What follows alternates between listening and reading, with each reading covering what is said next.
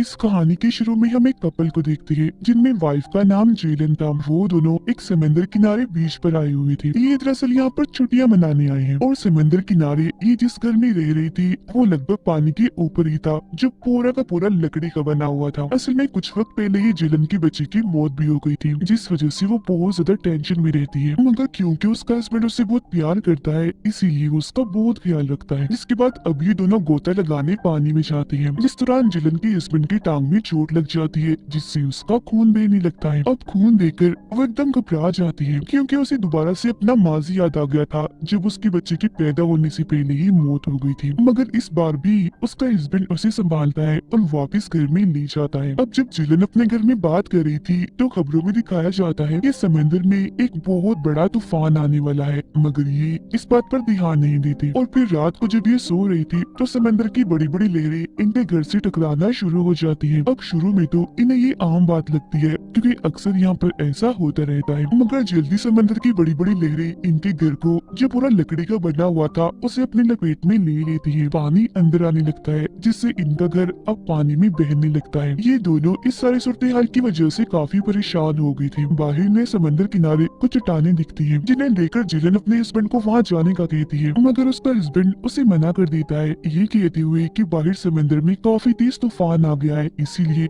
हमें ये अंदर ही रुकना चाहिए, डूबकर हम मारे भी जा सकते हैं। इसके बाद यही इनकी आंख लग जाती है। फिर सुबह जब जेलन की आंख खुलती है तो वो देखती है कि चारों तरफ पानी ही पानी है और ये दोनों अपने टूटे हुए घर के साथ समंदर के बिल्कुल बीच में फंस चुके हैं। ये देखकर जेलन अपने हस्बैंड पर गुस्सा करने लगती है, क्योंकि कल रात उसने अपने हस्बैंड को कहा भी था कि हमें समंदर किनारे चट्टानों पर चले जाना चाहिए, मगर उसके हस्बैंड ने मना कर दिया था। और क्योंकि ये किनारे से काफी दूर बीचों बीच है, इसलिए ना तो कोई नहीं देख सकता है और ना ही कोई इन्हें बचाने आ सकता है। और क्योंकि इनका घर लकड़ी का था तो पानी में पड़ा होने की वजह से वो भी धीरे धीरे खराब हो रहा था, इसलिए जल्द से जल्द इन्हें यहाँ से निकलने का कोई ना कोई रास्ता ढूंढना होगा। लेकिन उसके हस्बैंड की टांग पर तो काफी गहरी चोट थी, इसीलिए वो तैर नहीं सकता था। इन्हें भूख और प्यास का भी एहसास हो रहा था, लेकिन सब कुछ डूब जाने की वजह से अब इनके पास ना तो खाने के लिए कुछ था और ना ही पीने के लिए पानी था। तब उसका हस्बैंड कहता है कि तुम्हें नीचे जाकर देखना होगा, वहाँ खाने पीने की जरूर कोई ना कोई चीज मौजूद होगी। अब हालांकि जेलन को पानी में जाने से डर लगता है, मगर फिर भी वो पानी में चली जाती है, जहाँ से वो एक बैग अपने साथ लाती है जिसमें पानी था। उस पानी को वो अपने हस्बैंड को पीने को देती है ताकि उसकी तबीयत कुछ ठीक हो सके। अब उसका हस्बैंड कहता है कि तुम फिक्र मत करो, मुझे पूरा यकीन है हमें कोई ना कोई ढूंढने यहाँ जरूर आएगा। अब वो यहाँ बोतल में जो पानी था उसे सूरज की तरफ करती है और सूरज की किरणों से आग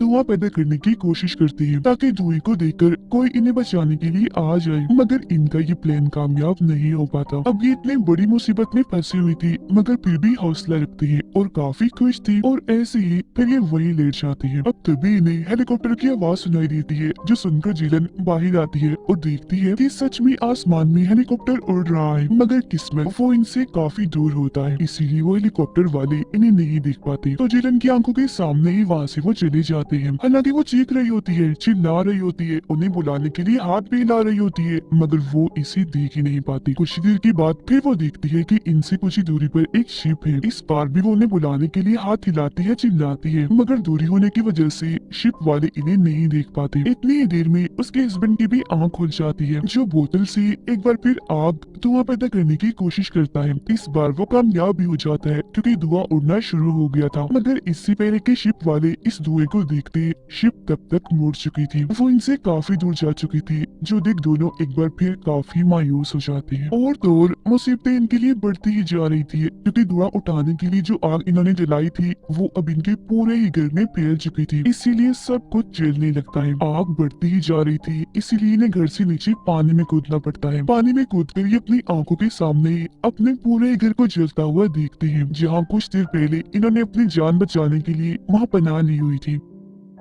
इनके सामने कुछ लकड़ी के टुकड़े थे, जिनके सहारे ये पानी में तैरते हैं, मगर क्योंकि उसके हस्बैंड की टांग पर गहरी चोट है जिससे उसका खून बह रहा था, तो खून की स्मेल से शार्क वहाँ आने लगती है, जिन्हें देख वो कहते हैं कि हमें जल्दी लकड़ी के किसी बड़े टुकड़े पर बैठना होगा। आसपास देखने पर इन्हें लकड़ी का बड़ा सा टुकड़ा अपने से कुछ ही दूरी पर दिख भी जाता है, और अब इससे पहले कि शार्क्स इन पर हमला करके इन्हें अपना शिकार बनाती, ये जल्दी से उस लकड़ी के ऊपर चढ़ जाती है, जहाँ वो शार्क्स भी इन तक पहुँच जाती है। मगर ये लोग देखते हैं कि ये शार्क्स नहीं बल्कि ये तो डॉल्फिन्स हैं, इसीलिए ये हंसने लगते हैं क्योंकि वो इन्हें शार्क्स जो समझ रहे थे। अब ये दोनों उस लकड़ी के टुकड़े के ऊपर ही लेट जाते हैं और मदद आने का इंतजार करने लगते हैं। जेलन कहती है कि सब मेरी वजह से हुआ है, क्योंकि अगर मेरा बच्चा ना मरता, मैं टेंशन में ना आती, तो हम लोग यहाँ छुट्टियां मनाने कभी भी ना आते। जिस पर उसका हस्बैंड कहता है कि इसमें तुम्हारी कोई भी गलती नहीं है, हिम्मत मत हारो, हम यहाँ से जिंदा जरूर निकलेंगे और एक बार फिर खुशी खुशी जिंदगी गुजारेंगे। अब बातें करते करते ये लोग वही सो जाते हैं और जब जेलन की आँख खुलती है तो वो ये देखकर काफी घबरा जाती है कि उसका लकड़ी का टुकड़ा उसके हस्बैंड की लकड़ी के टुकड़े से अलग होकर काफी दूर जा चुका है। साथ ही तेजी से उसके हस्बैंड की टांग से खून निकल रहा है जो पानी में हर तरफ फैल चुका है। उसके हस्बैंड की तबीयत खराब होती जा रही थी तो वो कैसे भी करके उस तक पहुंचना चाहती थी, इसीलिए वो पानी में कूदकर एक छोटी लकड़ी के सहारे अपने हस्बैंड के पास जाने लगती है। मगर अब यहाँ सचमुच शार्क्स भी आ चुकी थी खून को सूंघ कर, इसीलिए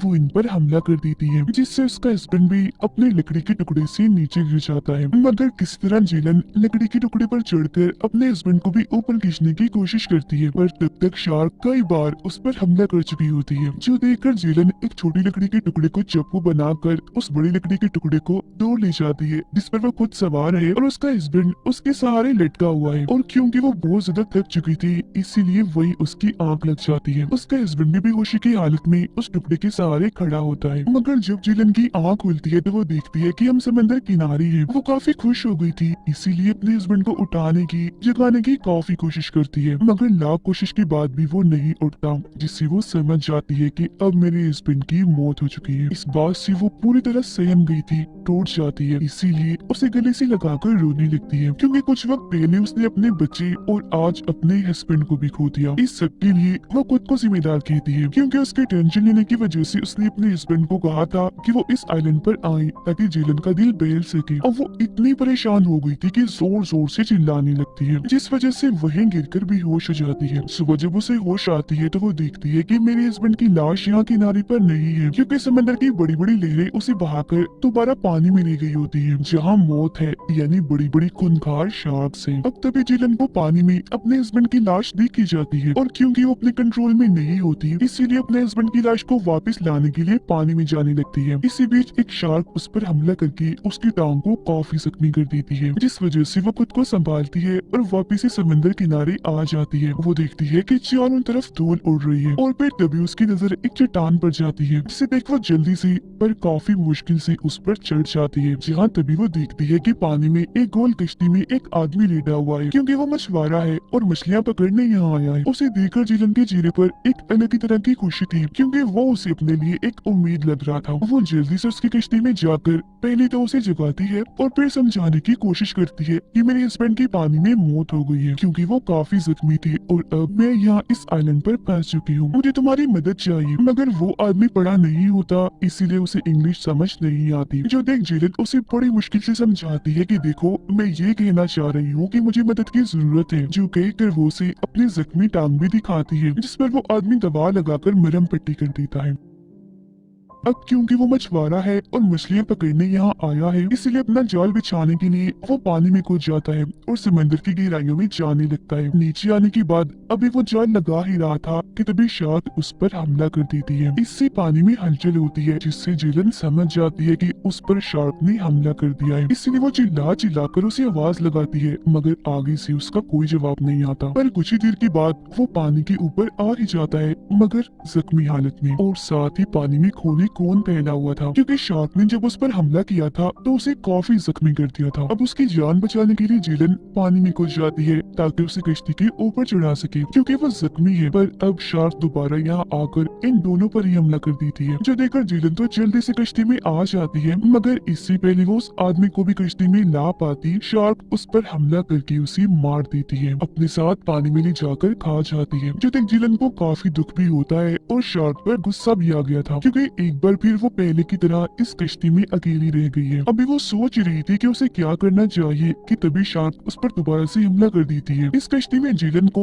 एक तेज धार ब्लेड मिल जाती है जो घूमने वाली थी, जो उठाकर वो शार्क पर हमला कर देती है, जिस वजह से शार्क को वहाँ से भागना पड़ता है। पर शार्क इतनी आसानी से उसका पीछा छोड़ने वाली नहीं थी, इसीलिए वो दोबारा से उसकी कश्ती का पीछा करने लगती है। करीब आने के बाद वो एक ऊंची छलांग लगाकर कश्ती को पानी में पलट देती है। अब जिलन कश्ती के नीचे थी, वो काफी डरी होती है क्योंकि उसे पता है कि शार्क मुझ तक दोबारा जरूर आएगी और मुझ पर हमला भी करेगी। हो सकता है वो मुझे मार ही दे। तब अपनी जान बचाने के लिए उसे एक आइडिया आता है। वो उस तेजधार ब्लेड के साथ बंधी हुई रस्सी को अपनी टांगों से बांध लेती है। अब शार्क को कुछ अंदाजा नहीं था कि वो अब किस तरफ बढ़ रही है और वो ब्लेड कहाँ जा रहा है। और जब वो नीचे से ऊपर जाती है जिलन पर हमला करने के लिए, तो वो ब्लेड उसके मुंह में घुसकर आर पार हो जाता है, जिससे अब जाकर इस खूंखार शार्क का खात्मा होता है। उसके मरते ही पानी में खून ही खून फैल जाता है। जब जिलन को ये बात पता चलती है कि शार्क मर गई, तो वो उस रस्सी को अपनी टांगों से खोल देती है, जिससे शार्क की लाश उस रस्सी के साथ ही पानी में डूबने लगती है। जिसके बाद वो उसी कश्ती पर लेटकर आसमान की तरफ देखने लगती है। उसे इस बात पे यकीन है कि यहाँ आसपास कोई ऐसा किनारा है जहाँ इंसान रहते हैं। और तभी उसकी कश्ती तैरते तैरते